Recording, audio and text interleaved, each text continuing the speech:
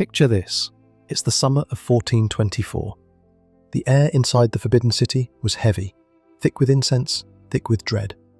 Beyond the crimson walls, the mighty Yongle Emperor, son of heaven, lord of 10,000 years, lay dead, his breath extinguished, his reign ended. But for 30 women, this was no ending. It was the beginning, a beginning of the most unspeakable nightmare. Summoned to the inner court, trembling hands were offered a simple square of silk, scarlet red. Small, weightless, but heavier than any chain, heavier than any crown. Because in this world, that tiny piece of red silk means one thing. You do not get to outlive the emperor. Because in the Forbidden City, the blood-red silk was not a gift. It was a death sentence. To be chosen meant you were favoured, the emperor's beloved. But in death, it meant something far darker, the unspoken rule. The favoured must follow the master into the afterlife. Their duty was not finished. And so, 30 women were sentenced to die. Inside these walls, a concubine's life was never her own. Pleasure was laced with peril. Luxury was tangled with terror. One wrong glance, one forgotten ritual, or one emperor's final breath could end it all. Tonight, step beyond the velvet curtains, step behind the dragon-carved gates. Witness a truth so haunting, so tragic, it was nearly erased from history. Tonight, we unravel the haunting truth hidden behind the walls of the Forbidden City, the grotesque, suffocating nightmare of the blood-red silk. Picture this: a boy born in poverty, a life carved by famine, by disease, by death. His parents were gone. His village? Gone. The only shelter left was a monastery, not a sanctuary of peace, but a place where survival meant obedience and silence. But silence wasn't in him. That boy, an orphaned monk, rose from the ashes of suffering. He watched his homeland crushed beneath the boots of Mongol overlords, and something inside him snapped. Enough. He rallied the hungry, the beaten, the broken, farmers, beggars, outcasts, people with nothing left to lose. And with fire in his veins, he led them into rebellion. When the dust settled, the Mongols were gone, and the monk was no longer a monk. He was emperor now. A monk rises. Not just any monk, but one born under the suffocating weight of Mongol rule. A man who would one day shatter the chains of foreign overlords and reclaim China for the Chinese. He named himself the Hongwu Emperor, the founding ruler of the Ming Empire. A man who would build the foundations of one of the most powerful dynasties in all of Chinese history. An era remembered for its orderly government and unmatched social stability. But the history of the Ming Dynasty is not so simple. It walks a razor's edge, a duality of greatness and horror. On one side, they ushered China into a golden age, a superpower on the global stage. On the other, they enforced it through tyranny, through brutal suppression, through absolute control over their subjects, including one of the darkest practices of all, the taking of daughters for the emperor's pleasure. If the emperor desired it, any man's daughter could be seized, to live, to suffer, and to die as a concubine inside the Forbidden City. You see, the tradition of keeping concubines was no passing tradition. It was ancient, as old as time itself in China, older than the walls of the Forbidden City itself. Its roots stretch back to the Western Zhou dynasty, nearly 1000 BCE, where a man could keep as many concubines as he pleased, as long as he could afford them. A concubine was not a wife. She was property, something between servant and prisoner, and for the emperor, they were tools, breeders, insurance for a male heir. By the Eastern Han period, things began to change, at least on the surface. Laws were introduced, limits were imposed. No man was permitted more than one wife, the only exception if that wife failed to bear a child by the time the husband turned 40. But polygamy didn't end, it simply changed its mask. The desire for many women was satisfied through concubinage. In the brutal hierarchy of pre-modern China, the word concubine could mean many things, but within the walls of the imperial palace, it carried two very specific meanings. By law, a man could only have one official wife. The wife was the legitimate matriarch, the lawful bearer of heirs. But concubines existed to satisfy another purpose. They fulfilled a man's polygamous desires. Her rank, beneath a wife, yet still above a servant. She wasn't a full wife, but she wasn't disposable labour either. She was property, claimed, owned, controlled, and if this was true for ordinary men, it was far worse for the emperor's concubines. Inside the Forbidden City, concubines were not merely companions. They were servants acquired for private purposes. Their primary function? To bear a male heir for the emperor, should the emperors fail to do so. In Chinese, the word Ming means brilliant, but their treatment of concubines? Anything but. Behind the gold screens and dragon-carved thrones, the reality was cruel, unforgiving, perhaps even monstrous. The Hongwu Emperor himself is remembered by many historians as one of the greatest rulers China ever had. He restored sovereignty. He stabilized the nation. He rebuilt an empire. But behind the closed doors of his palace, he was something else entirely. He imprisoned his concubines, punished them. He was obsessive, possessive beyond measure. Every breath they took, every step they made, was under his watchful eye. Their lives were not their own, and neither was their death. The Hongwu Emperor revived one of the most horrifying traditions ever practiced in imperial China, a practice many believed had died out centuries before. If the emperor died, so did his concubines. The chosen few, those marked as his favourites, were expected to follow him into the afterlife, not in memory, not in ritual, but in flesh, in death. It didn't stop there. The emperor also enforced another brutal command. If the throne desired your daughter, you submitted her. Ordinary subjects were required to hand over their daughters to palace administrators whenever the emperor commanded. To refuse, unthinkable. It would mean ruin. All of this, done in the name of consolidating imperial power. All of it for the security of the royal family. The Forbidden City, a gilded prison of flesh. In 1366, under the iron rule of the Hongwu Emperor, an order was given, not a request, not a suggestion, a command carved in stone, to construct a palace. Not just any palace, but a palace of absolute power, a palace of isolation, a palace of control. The Ming Palace rose from the earth in Nangying, completed just 2 years later. A fortress for the emperor, a gilded cage for thousands. But this was only the beginning. Under the reign of his successor, the Yongle Emperor, something far greater, far more imposing was born.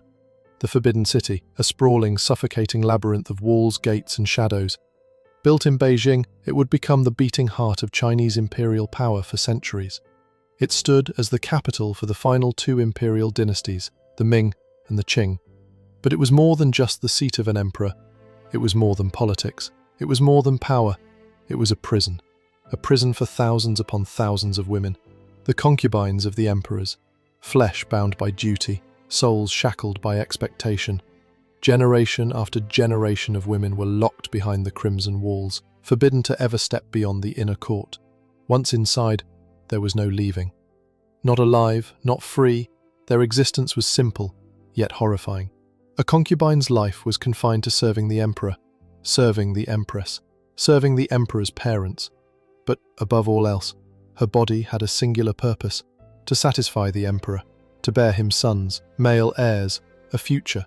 No other man was permitted inside this world. No male relative, no friend, no lover, only the eunuchs, men stripped of manhood, mutilated to ensure that the emperor's bloodline remained pure.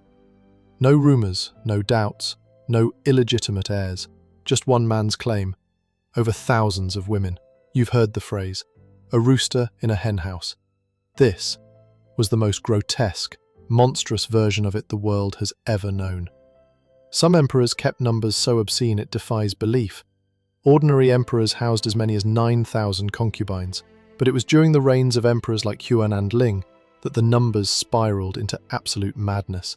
Nearly 20,000 women, 20,000 souls trapped, living, breathing, waiting, hoping, fearing, their fates tied to the whim of one man, their lives reduced to mere numbers in a system designed to serve an empire and to serve his pleasure. And yet, even within this sea of silken sorrow, a brutal hierarchy ruled. At the top sat the empress, the emperor's one official wife, the most venerated, the most revered woman in all of China. While the emperor was called the Father of Heaven, the empress was his earthly counterpart, the Mother of the World. Only 2 people stood above her in rank, the emperor himself and his own mother, the Empress Dowager. Every concubine, every maid, every eunuch, every living soul within the palace was bound to her command. She was the queen of the cage. But beneath her, the ranks fractured into layers of suffering and submission. The next in line were the consorts, women plucked from the highest echelons of society, the daughters of high-ranking officials. Some were gifted to the emperor as tokens of loyalty. Others were simply taken, claimed, consumed by the system. But make no mistake, no matter how lavish the silks, how glittering the jewels, how ornate the titles, they were not wives, they were property, the gilded nightmare of imperial concubines. Beyond the rank of consorts, the real descent began. The labyrinth of ranks beneath them was as suffocating as it was brutal. There was no fixed mercy. The number of official concubine ranks, sometimes 3, sometimes 5, shifted at the whim of the emperor, a twisted hierarchy of flesh, beauty, and power. But behind the painted faces and embroidered robes raged a battlefield. The politics among concubines was ruthless, cutthroat, a world where survival depended not on kindness, but on cunning, plotting, deception, betrayal. Here, every woman learned to master the art of manipulation or risk being swallowed whole. Their unofficial rankings were guarded like treasures and defended like territories. One slip, one mistake, and you fell. No safety net. And what was the surest way to rise? A single, brutal path. Give birth to a male heir, a son, an extension of the emperor's blood. A golden ticket, or at least that's what it seemed.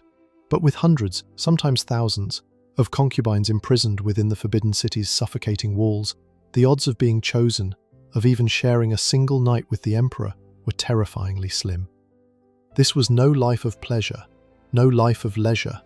Behind the silks and gold, behind the painted faces and jeweled hairpins, was a storm of jealousy, backstabbing, and constant psychological warfare. And as the dynasty shifted into the cold grip of the Qing era, things grew darker still. Your rank didn't just determine your status, it determined everything. The clothes you wore, the food you were permitted to eat, the very air you were allowed to breathe seemed rationed by hierarchy. Every garment, every meal, every privilege became a constant, suffocating reminder of exactly where you stood and how far you still were from freedom. And watching, always watching, were the eunuchs. They were the gatekeepers, the handlers, stripped of their manhood but not their power. In fact, within these palace walls, the eunuchs wielded a terrifying authority. Every move, every conversation, every secret, monitored, reported, controlled. Even intimacy was ritualized. Before any concubine could be summoned to the emperor's bedchamber, she was required to bathe, not for comfort, but for inspection. Her body examined by court doctors, every inch scrutinized, every blemish noted. And for the lucky few granted a visit from the emperor, the price wasn't joy. It was the hatred of every other woman left behind. A single night could ignite a wildfire of jealousy, sabotage, and revenge. Yes, they had their own rooms, their own silk screens, their own corners of this golden cage.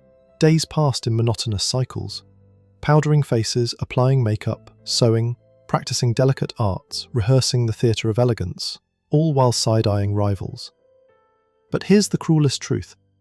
Many of them would spend their entire lives in the palace, without the emperor ever once looking their way. And love was a crime. Though some grew close, whispered bonds with eunuchs or officials, the risk was monstrous. If discovered, punishment was swift and unspeakably cruel. Public humiliation, beatings, torture, even execution. The price for forbidden affection was always paid in flesh or blood. The walls didn't just keep them in, they shut the world out. No contact, no letters, no visits, not even from family. When illness came, no physician was allowed to touch them. Instead, a eunuch would describe their symptoms to the doctors, a game of whispered guesses between life and death. Escape? Almost impossible. The simplest way out? Grow old. wither into invisibility until the emperor forgot you existed. Then, and only then, might you be released, cast back to your family, paid off with a pension, if they were still alive. Or perhaps you'd be gifted, traded like property, to foreign kings or rival emperors. A diplomatic offering wrapped in silk and misery. A prisoner, simply exchanged for another cage. But there were the daring few, the desperate, the reckless, those who tried to flee, those who slipped through gates past shadows into the unknown.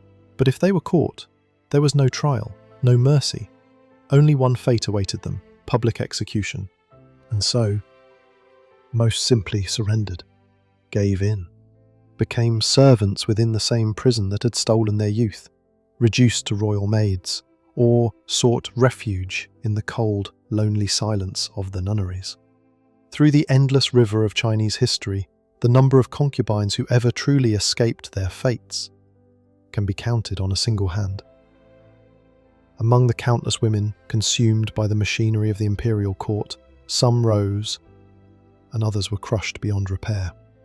None stood taller or darker than Wu Zetian of the Tang Dynasty. Her story isn't one of romance or grace. It's a saga soaked in manipulation, ambition, and blood.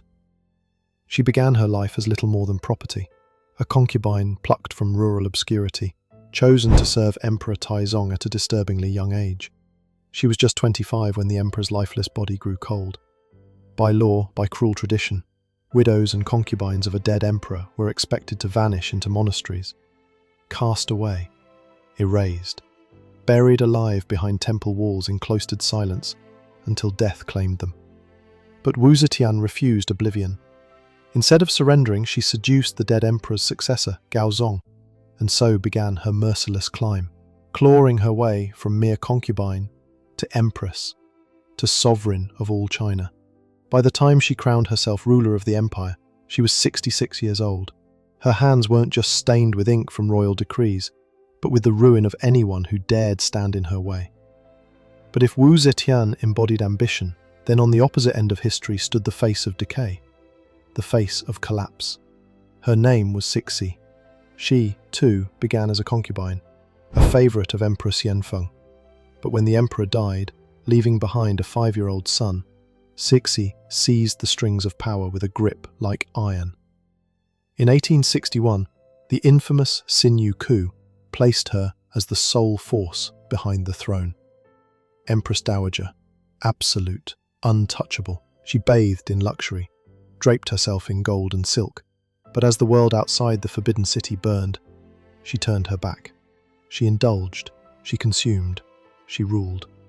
But she never, not once, accepted responsibility as her nation crumbled beneath the weight of the Second Opium War and social collapse. From the days of the Qin dynasty, long before the Ming and Qing, the lives of girls, young, unspoiled, terrified, were seized by a system that saw their existence as nothing more than inventory. During the Ming Dynasty, the infamous Hongwu Emperor made it grotesquely clear: no household was safe, no family was exempt. Every unmarried girl without a deformity was dragged into the brutal Shunu selection process. No exceptions. By the time the Qing dynasty rose, the horror had become more refined, more targeted. Now selection focused on the 8 banner families, primarily Manchu and Mongolian girls. The Han population was excluded, not from kindness, but from racial segregation. When selection day came, it was a parade of sacrifice. Girls, some barely past childhood, were marched to the gates of the Forbidden City. They were lined up for inspection, not just by the emperor, but by his parents as well. Skin examined for blemishes, bodies searched for disease, hair inspected, odours evaluated. Any sign of imperfection, immediate rejection.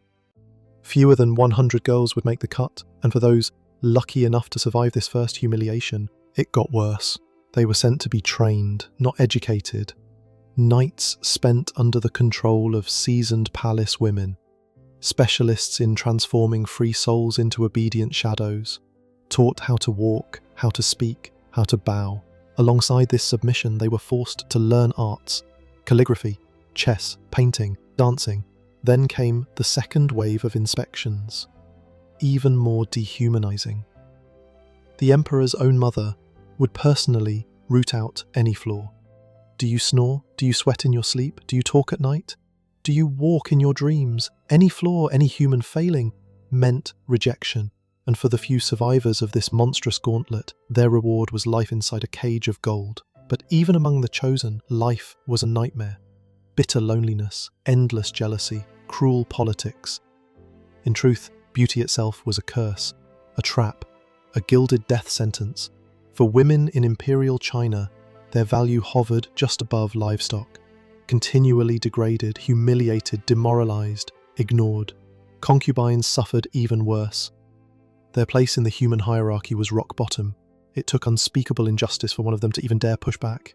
And the concubines wore of them two concubines. In Tain Stola's only one woman Tonnet. Only one woman in Chinese history ever divorced her emperor and survived as a free woman, Wen Qiu. She escaped only because her emperor, Puyi, the last emperor of the Qing dynasty, was already dethroned and on the run. Others, their rebellion took darker forms, like the concubine of the Yongle Emperor, who could no longer bear the nightmare of lying beneath a man she despised, while secretly loving a palace eunuch. Her escape wasn't through the palace gates, it was through desperation, through choices that ended her life, but freed her soul from the suffocating silk prison. When concubines rebelled, the deadly plot against the emperor. Even within the suffocating grip of the Forbidden City, some women grew too brave, too desperate, too courageous. Driven to the brink, worn thin by endless humiliation, a group of concubines finally snapped. Their target? The young Ming Emperor, Zhentong, also known as Emperor Yingzong of the Ming Dynasty. The suffering these women endured was beyond comprehension, subjected to his twisted, cruel demands, even dictating what they were allowed to eat. For these women, it was no longer life. It was torment wrapped in silk. And so, in an act of sheer desperation, 16 concubines conspired. History remembers it as the infamous Iranian plot. 16 women who had been stripped of freedom, identity and dignity, gathered in secret. Together, they planned the unthinkable, to assassinate the emperor, to storm his chambers, to end the tyrant who had turned their existence into an unrelenting nightmare. But fate was merciless. The attempt failed. Their rebellion, their one grasp for liberation, was crushed before it ever truly began. And for these women, the end was not mercy. It was not quick. It was not kind. The empress herself intervened. Her judgment was swift and absolute. Take them out, immediately. No trial, no second chances. Dragged away, disposed of, erased. Just as their lives had been insufferable, so was their death. Another cruel chapter written in the blood-stained scroll of the Forbidden City. By the way, if you think the fate of the concubines was horrifying, wait until you hear about the lives of the eunuchs in imperial China. If you'd like a deep dive into their dark, disturbing existence, let us know in the comments. As always, thank you for watching our channel. If you enjoyed this descent into the darker corners of history, don't forget to follow, like and subscribe for more unbelievable stories from the shadows of the past.